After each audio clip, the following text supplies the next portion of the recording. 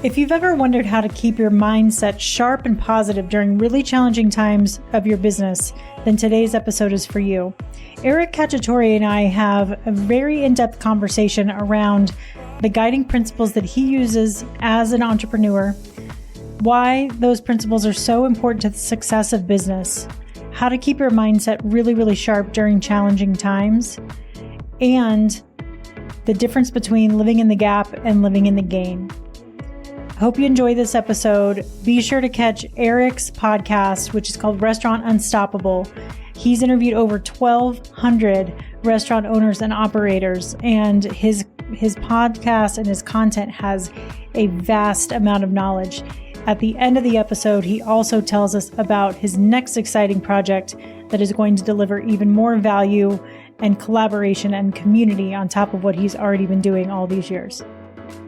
Welcome to the Restaurant Leadership Podcast, where we coach independent, multi-unit restaurant operators to build systems that drive profitability and reclaim time so they can scale with confidence and spend their time and energy where they want to, not where they have to.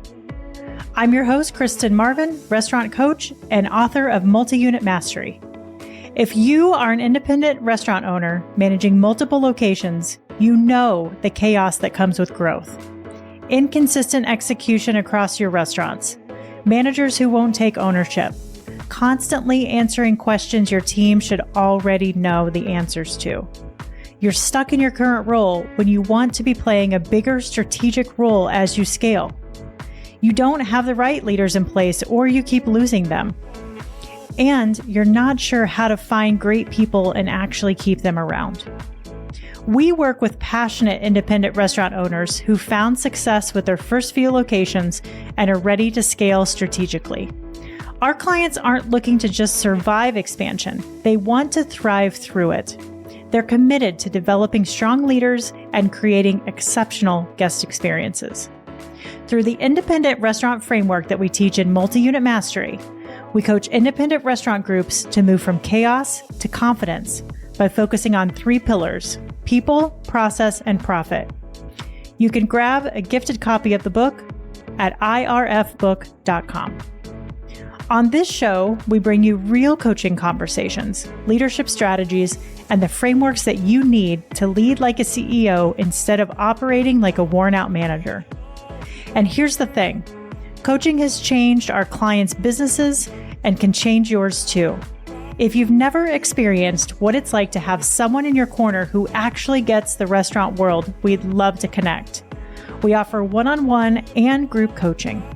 Head to kristenmarvin.com/contact for a complimentary coaching session, and let's talk about what's possible for your restaurant group.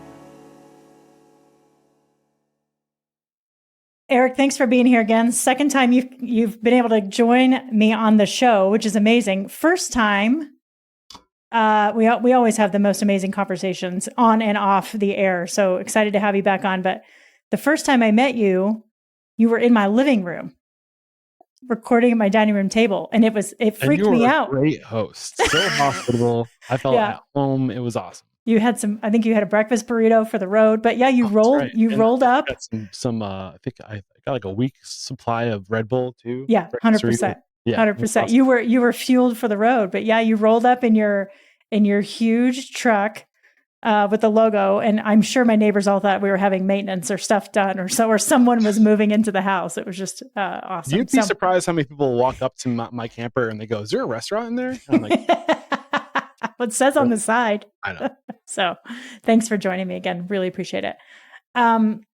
There's something top of mind that I wanted to kind of dive in with you today.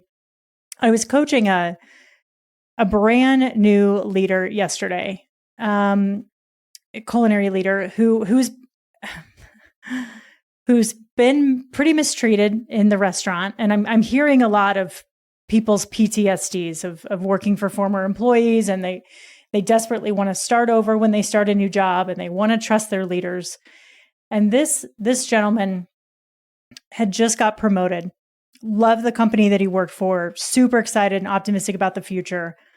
But unfortunately, he's in one of those situations where the person that he's taking over for left. And so he's left to his own devices to train himself. And on top of that, he's looking ahead at the schedule for the next 6 weeks and realizing that they've allowed so many requests off in the kitchen that he's very short-staffed, and he's going to have to be training himself, working stations, and figuring out how to basically survive the next 6 weeks and offer the experience that he's really proud of. And so sitting across the table from this guy, obviously my heart was going out to him, and my vision and my hope for him was to try to get him to a place from a mindset perspective of looking at the next 6 weeks with excitement and opportunity to learn and grow, not him being set up for failure and crashing and burning before he even got a chance to really step into this role. And so this individual who will remain anonymous, what's their role?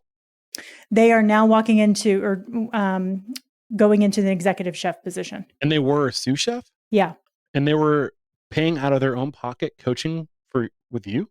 No, it's kind of a group thing that I do with restaurant groups. First of all, whoever this guy is, you should say their name, or this guy. You should say their name, because that is the kind of person you want on your team, the person that's going out and actively looking to grow. Totally. But never mind, I guess. The ownership group, ownership team of the restaurant group is incredibly bought into investing in their team. And so, just an incredible conversation. But I'm curious, because it's just been looming for me. How do you keep yourself in a positive mindset when you've got really challenging times coming up in your business? Well, let me get vulnerable and say I'm not always in a positive mindset. I think we're all human, right? I think I'm better at getting back into that mindset when I find myself when I'm low. And there's a bunch of things I do. I think one of the first things I realized is when I take the pressure, when I take myself out of it and I say, it's not about me. It's not about I host Restaurant Unstoppable podcast, and Restaurant Unstoppable podcast isn't the Eric Cacciatore show. It's the Restaurant Unstoppable show with the mission to inspire, empower, and transform the industry. And my job is to serve my listeners. And, if I just focus on what the job is, my job is to take care of other people. I think a lot of the times I have imposter syndrome. Who's going to listen to me? Who am I to tell successful restaurateurs, or any restaurateur for that matter, what to do? I've never done it. I'm here to learn. I'm here to be a student. So that imposter syndrome of who do you think you are, Mr. Cacciatore? You're not the person for this job. But at the end of the day, my job, it isn't about me. It's about the people on the other end of this podcast and serving them. So when I focus on what the mission is, what the purpose is, and why I do it, that helps me get out of my own head and say, no, just make it about everybody else. And there's this one quote that I heard, and I'm going to paraphrase it, but if you help enough other people achieve what they want in life, you can have anything in life. And it was that quote that was the kick in the ass that got me to start the podcast. And it's always been about service to others first. So I think when you reconnect with the why, the purpose, and how you're uniquely positioned, you might not be the guy, you might not be the all-star, but maybe you're a great supporting act, and your job is to help that all-star. And so when you have clarity on who you are and why you do what you do, and you can get outside of your head, that always helps me. It's so true. And I mean, come on, Mr. 1200 podcast episodes, you've had more in-depth conversations one-on-one with restaurant owners and operators than so many of us have. I mean, you've got so much information. Yeah. And I think that what I in full transparency and vulnerability, I've never owned a restaurant. I've been an AGM. That's as high as I've progressed in my career in hospitality. I grew up in the industry. I worked in restaurants throughout high school and college, but it was always a side hustle. It was never my full-time thing. I intentionally wasn't taking on a lot of responsibility because I was working a full-time job while working in the restaurant industry for most of my career. Yeah. Here's the thing. 80% of restaurants fail because they don't have the systems, not because they have bad food or service. If you're ready to stop being the bottleneck in your own business and start building something that can actually scale profitably, I want you to put Multi-Unit Mastery, my new book, directly in your hands for free. Go to irfbook.com right now and grab your copy. When you do, you're going to get access to some additional tools that are not available anywhere else. This is about building a legacy, not just another location. Stop putting it off and go get your book. Again, that's irfbook.com. So, I do have that imposter syndrome, but to your point, yeah, I have also I've produced 1,200 episodes. How many restaurateurs in that 1,200? I'm not exactly sure. Over 1,000. And I've gotten a lot of perspective, and I think that is my unique selling proposition, is that I can come at it from a clean perspective, and I have a lot of different perspective from different people.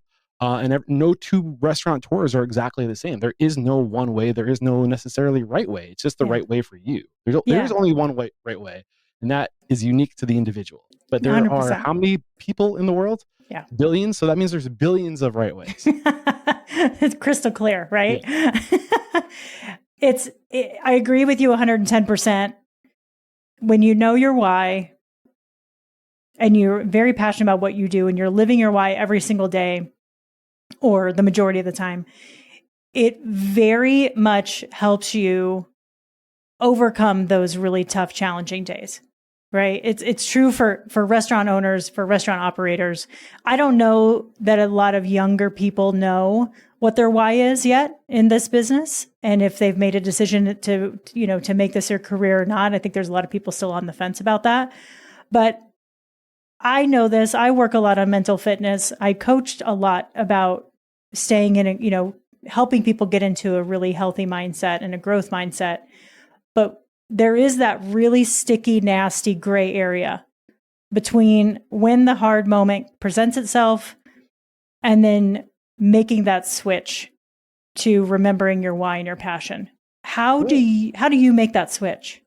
I think it's just being, and they say the peak of emotional intelligence is self-awareness, right? Mm-hmm. So it's in that moment of recognizing that you're being emotional and recognizing that emotions are the lower part of your brain, the more the primitive part of your brain, and we have since evolved these outer parts of our brain, our frontal lobe, that has the ability to override emotion.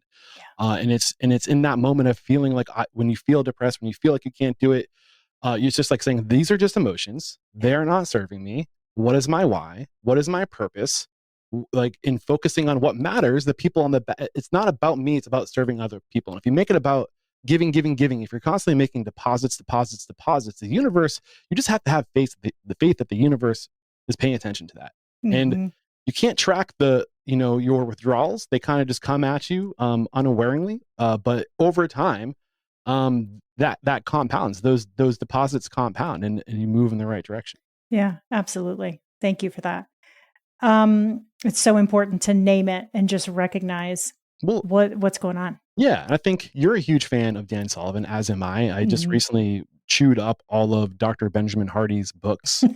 And one of those books, I think you actually just put an email about this yesterday, The Gap in the Gain. Gap in the Gain. Part of it is it's focusing on gains. Like, what did I do today to move towards that 5-year plan? Like, what did I do today that is a move in the right direction? And when you focus on the gains, it's just you just exist in a better place. It's really easy to focus on the gap, which is the place between where you currently are and where you want to be. And that's not a mindset of abundance. That's a scarcity mindset. That's a like why me mindset. Yeah. And when perception is reality. What you choose to focus on is what you'll see. So that, and another, obviously,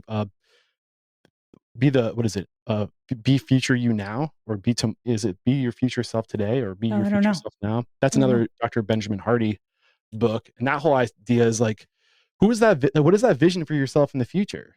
What are you doing? What does it look like? Well, be that person today. Don't wait until tomorrow. Be that person now. Yeah. I like to say, be tomorrow you today. Okay.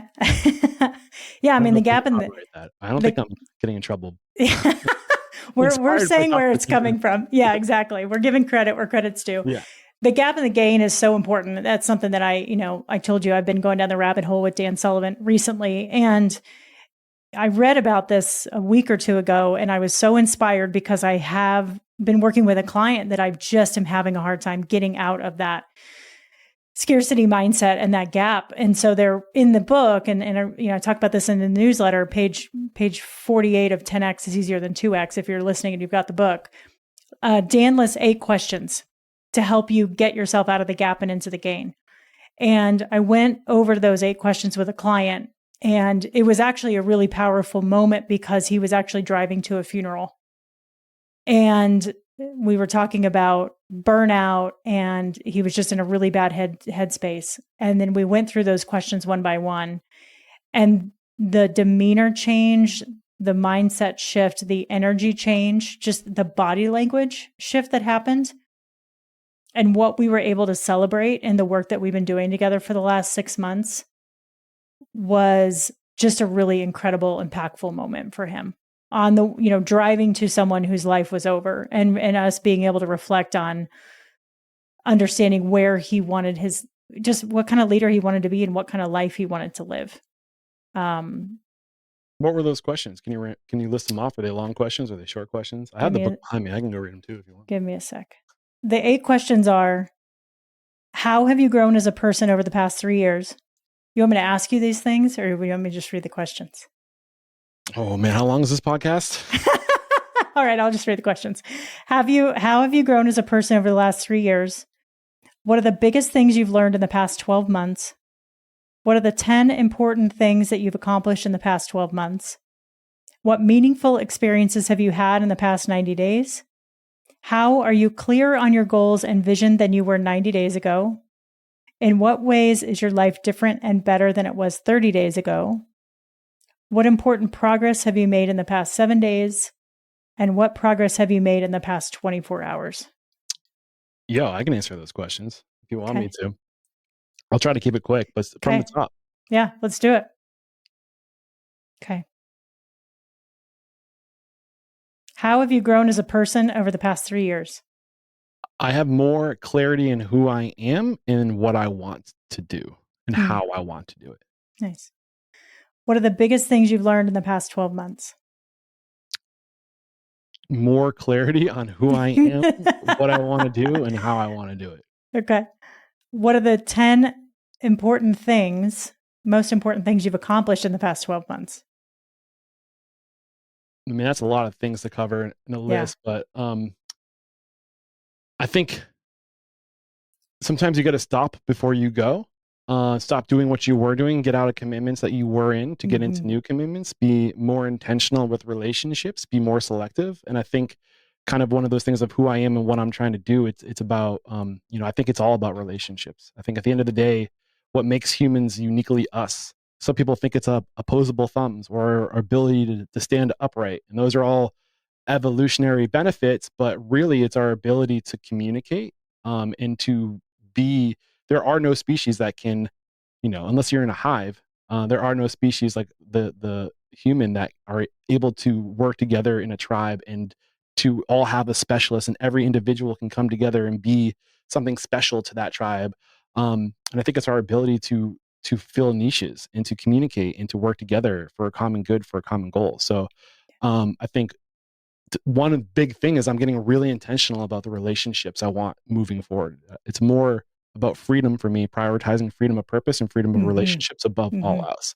Yeah. And if you can have freedom of purpose and freedom of relationships, time goes by like it's nothing. Yeah.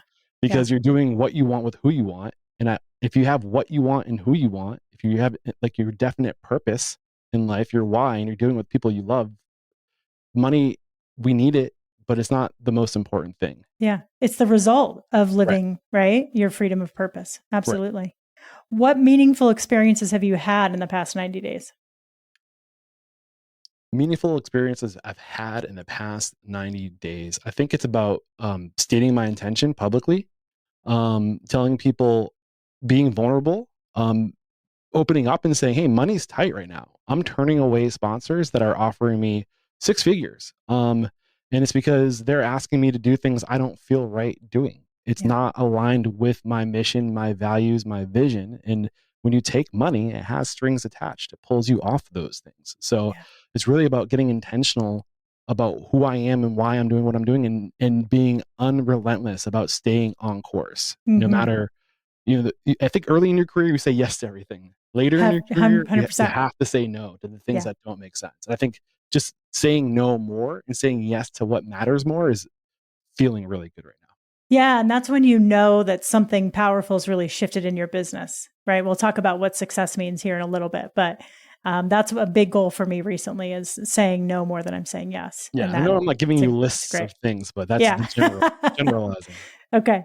So you mentioned being clearer earlier, but how are you clear on your goals and your vision than you were 90 days ago? I think for me, it's about, I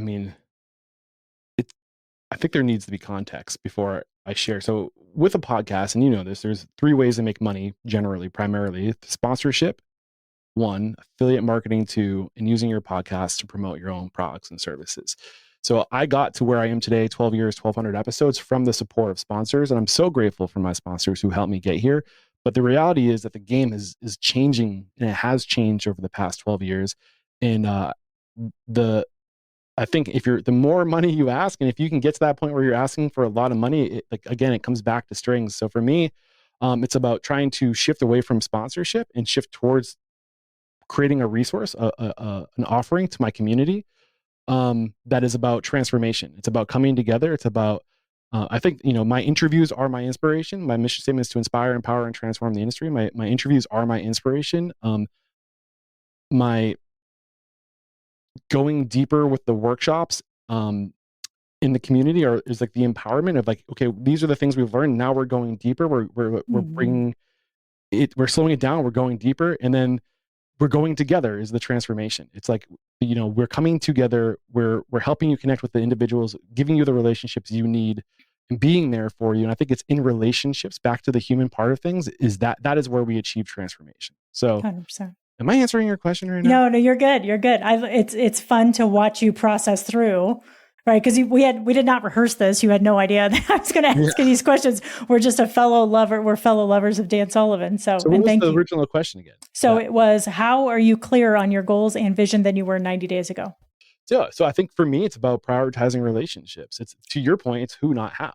And if you focus on the right who's, the how takes care of itself. And for me, it's the who's, it's the technicians, the specialists, the managers that do what you could never dream of doing, but it's also the people you want to serve. So for me, I'm bringing back my masterminds, and I'm prioritizing. I'm going to past guests and saying, hey, I want to do a mastermind, but if I have to serve somebody, I want it to be you. If I have to spend 1-2 hours a month with somebody, I want it to be you.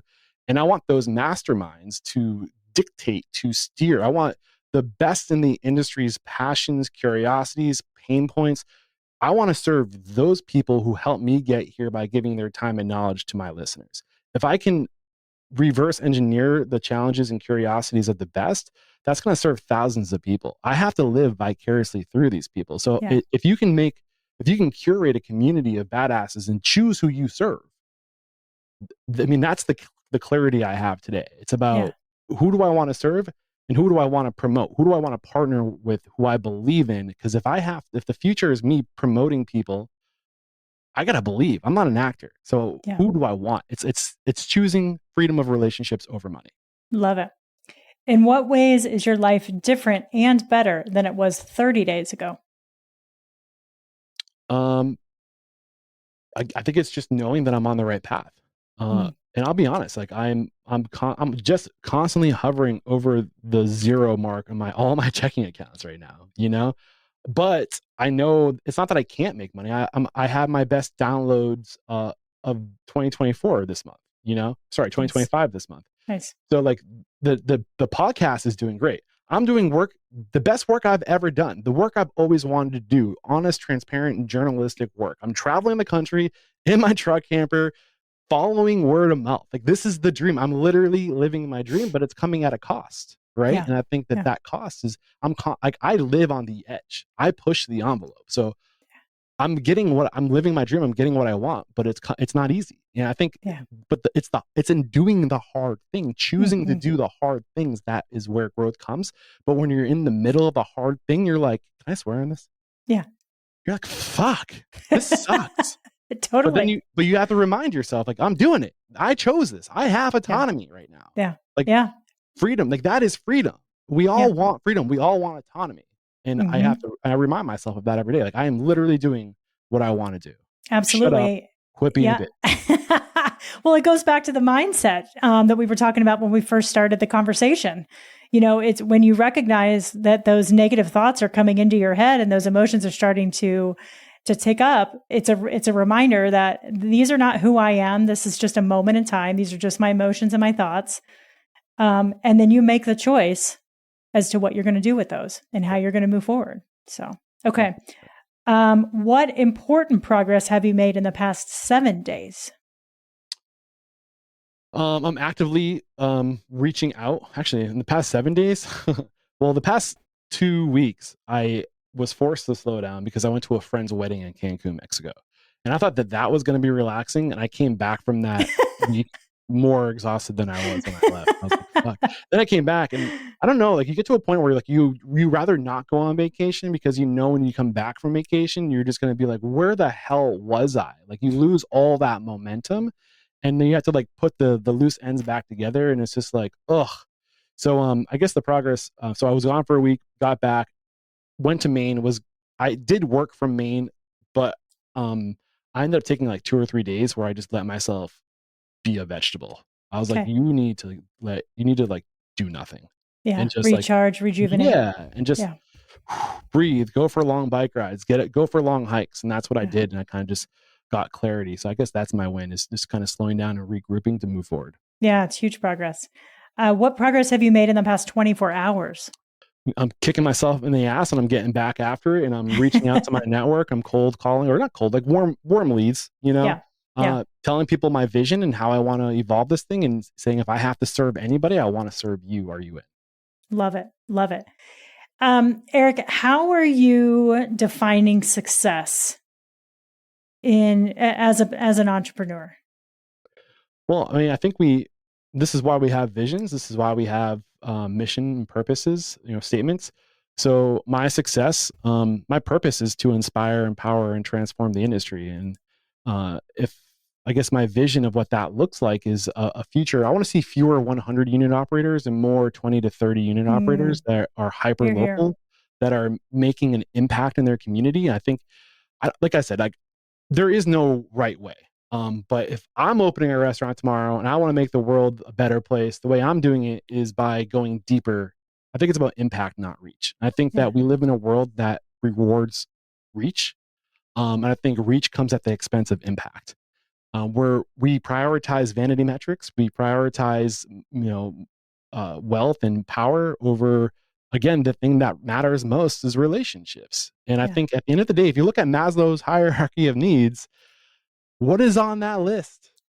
Like, let's just get real. It's security, whether that be like your physical environment, like food, shelter. It's feeling secure from the outside threats. Mm-hmm. We get that from community. We get that from working hard and storing away vegetables for the winter, and having our stock of resources to get us through the hard times.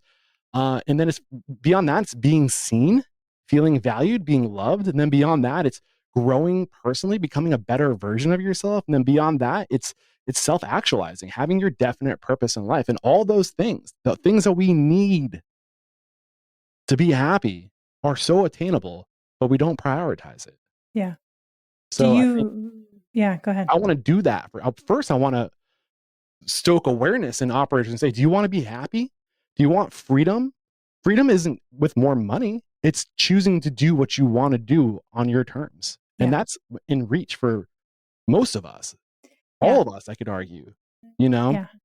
And I Yeah. think it's keeping up with the Joneses and falling prey to consumerism, Mm-hmm. I think marketing is humanity's Achilles heel, because we're all being hit with these messages of more, more, more.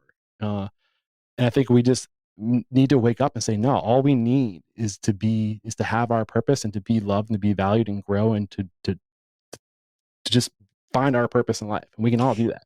Yeah, it's so, I don't know if you've seen this in your time as an entrepreneur, but I feel like since I started my journey 3 years ago, there is just more and more and more and more entrepreneurs coming on the scene, people that are getting out of operations, that want to start their own businesses, that want to make an impact in the industry.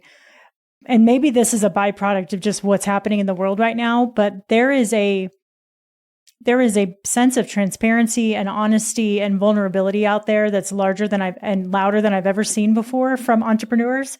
And the sense of community and support is matching that. And I'm sure that they're very closely aligned. But are you seeing that? I mean, the community of entrepreneurs right now that are supporting each other, it just seems to be just very vast. 100%. And I believe full-heartedly that we go further together. And I think that, again, that is part of what makes us uniquely us as human beings, is our ability to fill a hole in a tribe. Like, this tribe needs a chef. Okay. This tribe needs a director of beverage. This tribe needs a marketing director or a dishwasher, but in every role in a restaurant is an opportunity to be seen and valued, you know? And then, the whole reason why I started this podcast 12 years ago was because I was looking for a podcast for restaurant owners at that time. And still to this day, I dream of opening my own restaurant. I've might have been scared straight a little bit. I wouldn't do it unless I had $1 million to burn or an army of people to go do it with. But the whole point of starting the podcast was because I was listening to these entrepreneurial, marketing, tech-driven, personal growth podcasts back in 2012. And it was blowing my mind how open and generous these tech entrepreneurs were. And I thought to myself, why don't we do this in the restaurant industry? We hold our information close to our chest. We guard our information because it's so cutthroat and competitive, Yeah. And I wanted to create a podcast where people felt encouraged to share, to open up, to realize that the more you give, the more you get. And I think in the past 12 years, and I'm not saying it's just Restaurant Unstoppable, but there's so many people who are buying into this idea of abundance and giving, and the faster information flows, the more progress we make. Yeah, 100%. Hey there, podcast friends. I hope you're enjoying these impactful conversations and leadership insights I'm bringing you each week. Before we dive back into today's episode, I want to take a moment and reach out and ask a small favor that would go a long way in supporting the show. If you've been loving the content I'm providing, please take a moment to leave a rating and review wherever you listen to your podcasts. Not only does it make my day, but it also plays a pivotal role in helping the show grow. Your reviews boost my visibility, attract new listeners, and encourage exciting guests to join me on the mic. So if you want to be part of my show's growth journey, hit that review button and let me know what you think. Thanks a million for being awesome listeners. I think what I've seen in the last year specifically is that because I don't know, I'm grappling with this question of like, can you have true success if you're not honest about the opportunities in your business? And I think that I've heard more and more restaurant owners really start to talk about what their struggles are and what their challenges are in their business.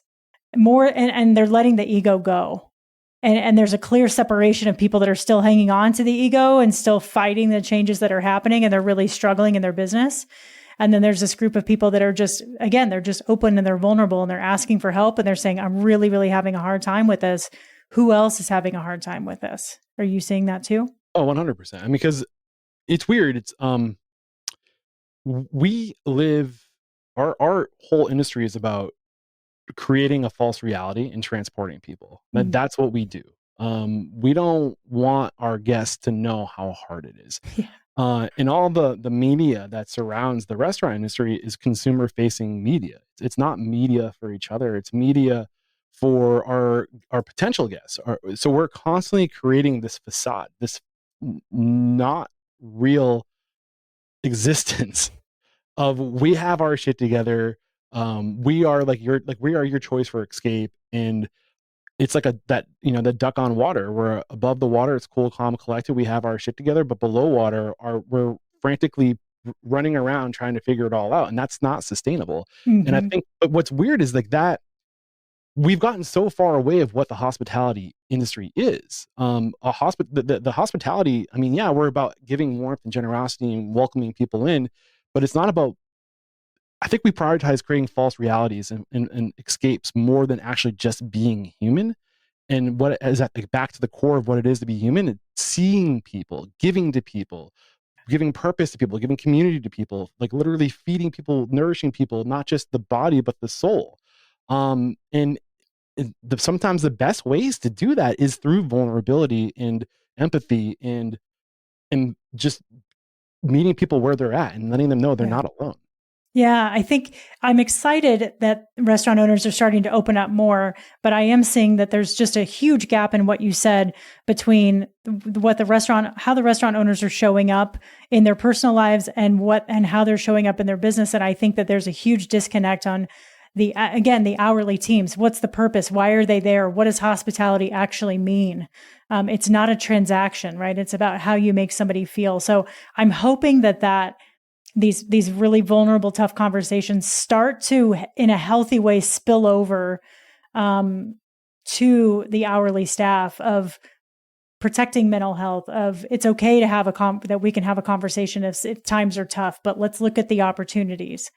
Because I think there's so many people that are struggling with turnover, and there's so many negative thoughts out there about the people that are entering the restaurant industry. And I don't know that we're doing anybody as a service by hiding how hard the industry is, right? Like, yes, we want to provide a great guest experience, but then a guest goes, I'm going to go open a restaurant. This sounds great. And then this looks great. It looks easy. And then they have no idea what they're getting into. So I don't know where the lines are there.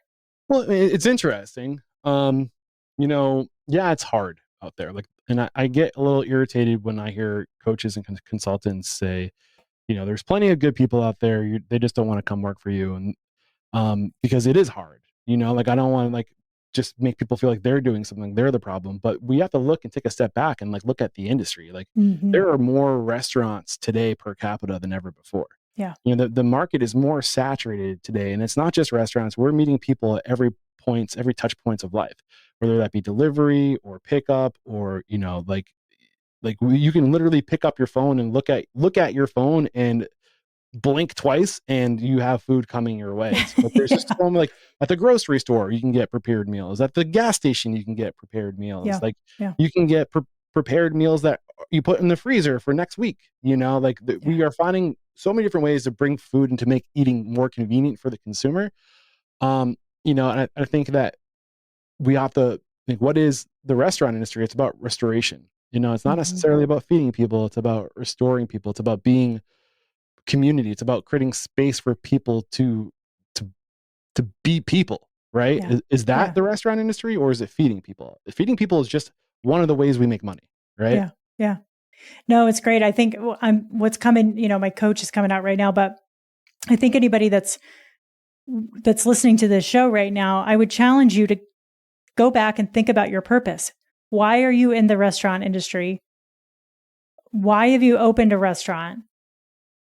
And are you actually living your purpose today? And if you are, amazing.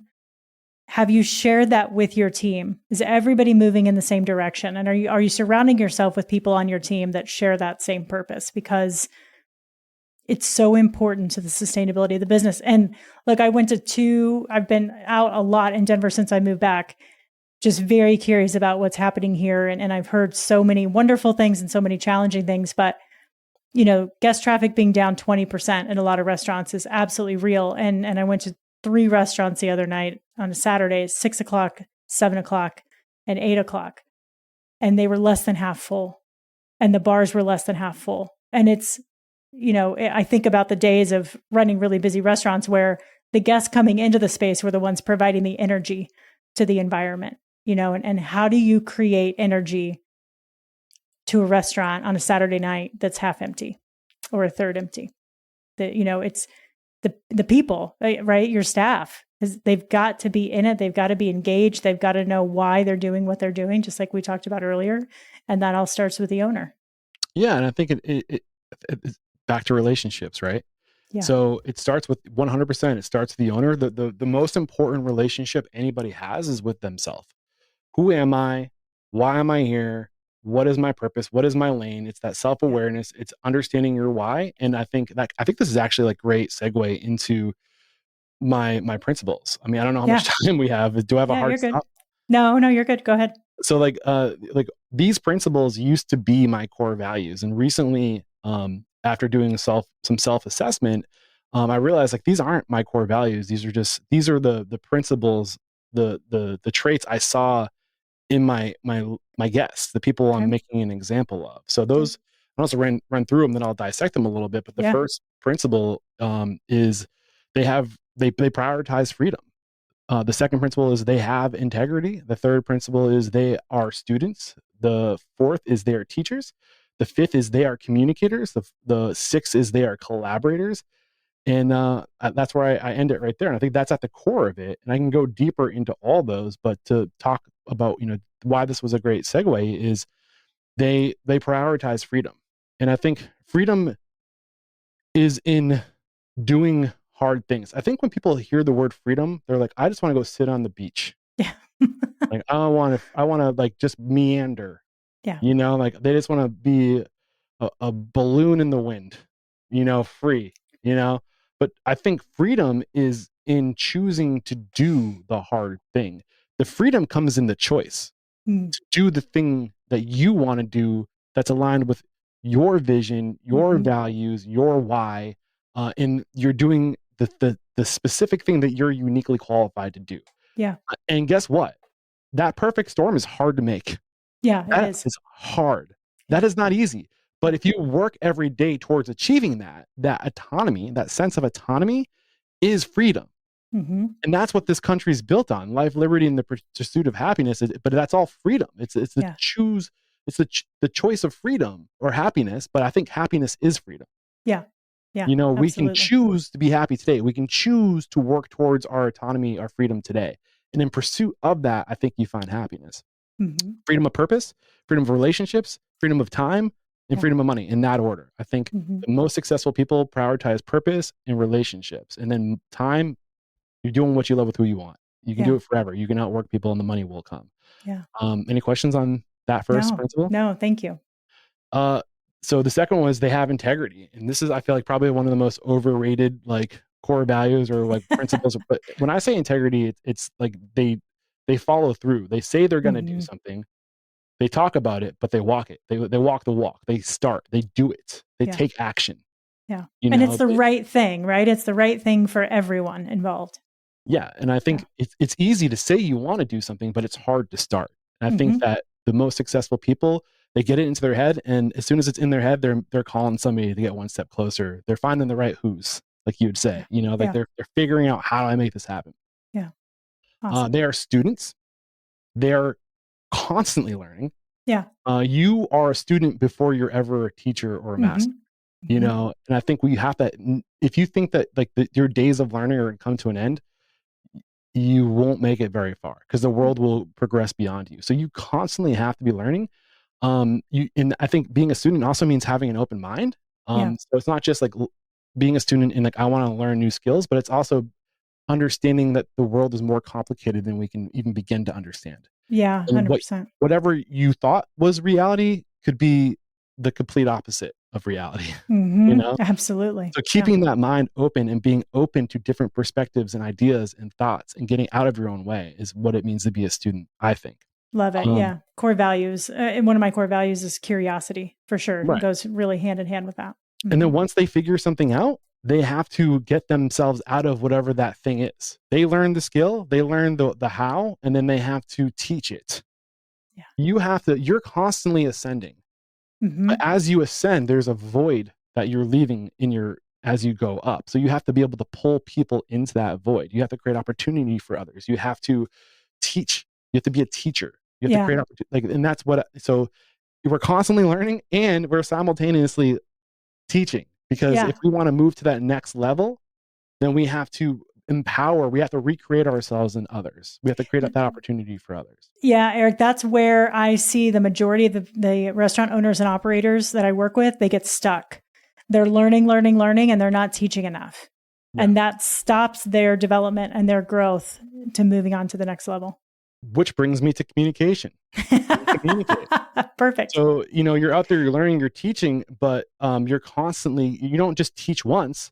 you're constantly communicating, and the things you need to be communicating is your purpose, your values, your vision, the structure, the systems, processes, procedures, protocols, training of how, like the cadence, right, of how we do this and how we communicate, the strategy, like, this is where we want to be in 5 years, and this is how we're going to do it, and this is the rituals, the language, the meetings that we're going to have to make sure that we're holding each other accountable, we're listening. Yeah. Did you do what you said you're going to do? No. Why or why not? Okay.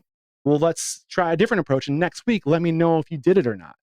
And that's communication. And it's not enough to write these things down, your purpose, your vision, your mission, your structure, and like all this stuff. You have to surface it constantly. You have to be to the point where you're annoying. Yeah. And that's what the most successful people do. They constantly communicate where we're going and how we do it, why we do it. And then they know they can't do it alone. Even if they're replacing themselves, they know that if they want to go the furthest, they go further together. So they collaborate with other people who are strong or they're weak. They get out of the way. Love it. And those are the 4, or did I say 4 or 5? How many principles do I have? I think it's 5 or 6. 1, 2, 3, 4, 5, 6 principles. So those used to be my core values, and I realized, no, these aren't core values. That's not what got me here. That's what gets restaurateurs, the most successful restaurateurs. Those are the patterns. Those are the principles I've learned. Nice. You've got a great structure for your business. You know exactly who you are. You're very self-aware. You know exactly where you're going. You've got great measurements for success. What's next for you? I think what's next for me is continuing down this path of just trying to do what I do better than I did it yesterday. And for me, that is knowing what I'm good at and who I am. I'm a connector. I'm a promoter. And I hate that this is what the test told me. I'm also an influencer. I hate that word too. I hate that word. Somebody called me that a couple weeks ago and I cringed. I just openly cringed. But it's true. Like in my entire life, I've never been the most talented person in the room. But I was always really good at seeing the talents in others and admiring people for what they were good at. And I think when you're young, you don't recognize that as a skill. You just think that that's you. Everybody sees this. Yeah. I wasn't the best student, but I could tell you the social dynamic of every class I was in. I aced lunch and recess. I'll tell you that much right now.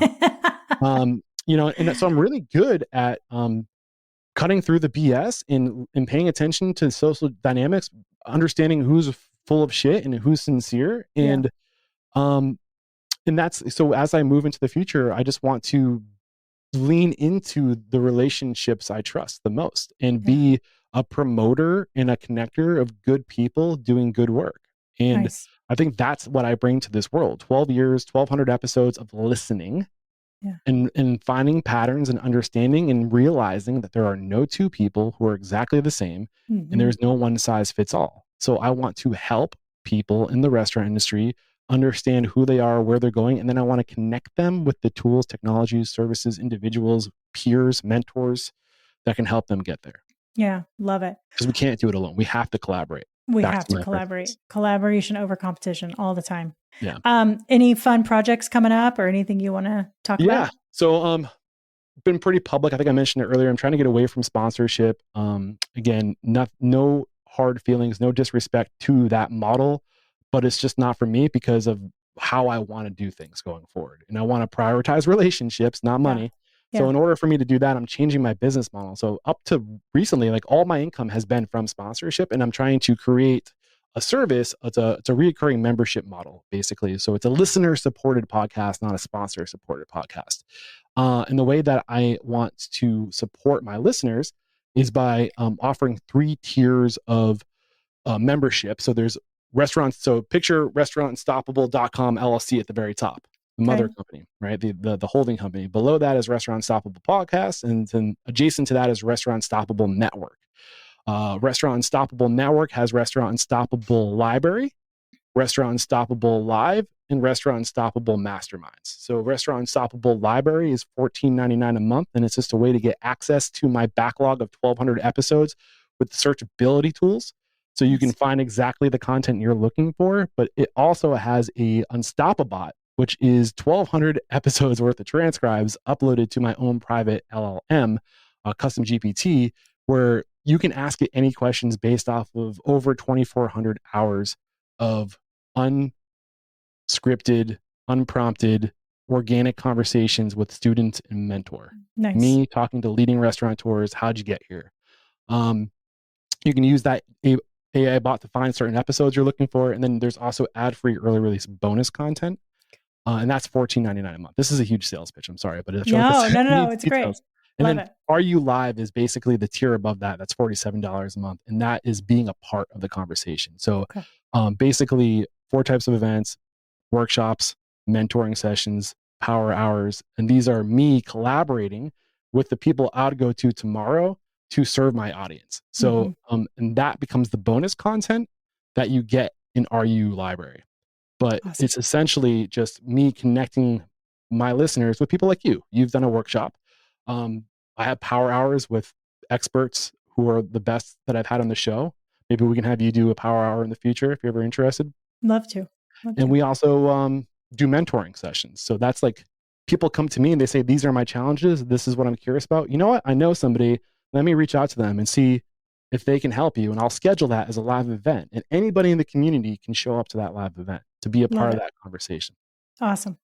And then masterminds. Everyone's heard of a mastermind. And I'm reserving this right now to go back through my backlog of past guests because I want to bring them into the community and have these leaders across the nation steer the ship. Nice. And I'm charging them because there's great value in being a connector. Sure. Absolutely. I love it. Well, Eric, I know how much work and emphasis and strategy and thought has gone into all of that. Redoing a business model is absolutely exciting and extraordinary, and absolutely wish you all the best. Yes, please, any way that I can help and support and connect with you on that to make it a success, please, don't ever hesitate to reach out. So. Well, you were a great guest. I hope you continue to be a great guest and collaborator as we go forward. And just one final message to your listeners, like, you don't have to do it alone. You are not alone. What you are going through, I promise you, there is somebody else going through that. And if you get vulnerable and you open up and you talk to people, and you share, you will go further together. Yeah. And there's power in numbers. So don't be afraid to knock on doors. Don't be afraid to join communities. Don't be afraid to reach out to coaches like Kristen, and get the help you need. Because it's more attainable than you realize. So choose to go further together. Yeah, here. Eric, how can people find you? Head over to restaurantunstoppable.com. And if you're interested in joining those live conversations and these live events, head over to restaurantunstoppable.com/live. And thank you in advance if you choose to join us. Yeah, I love it. Eric, thank you. I say this to you all the time, but I just can't say it enough. Over 1,200 episodes in the podcasting space. You've paved the way for people like me. I know you just got number 1. It's probably been a month or so now, right? Number 1 on the list of top 100 restaurant podcasts, which is such a huge fucking deal. Yeah. I saw it on LinkedIn. I was like, this is so cool. So congratulations. Thank you for that. But I will say, I don't really trust those lists. If I'm I would. Number 1. That's somebody did amazing. A Google search and I have 1,200 episodes, and that's why they made me number 1. There are so many great podcasts out there right now. Those lists, no offense to the people that make them, are marketing tactics. They're just trying to get your eyes. Don't pay attention to them. Yeah. Well, find what you like, what works for you. There's tons of great resources out there. Totally. Well, thank you for your time. And that's going to do it for us this week. And we'll talk to you soon. Thank you, Kristen. Thanks.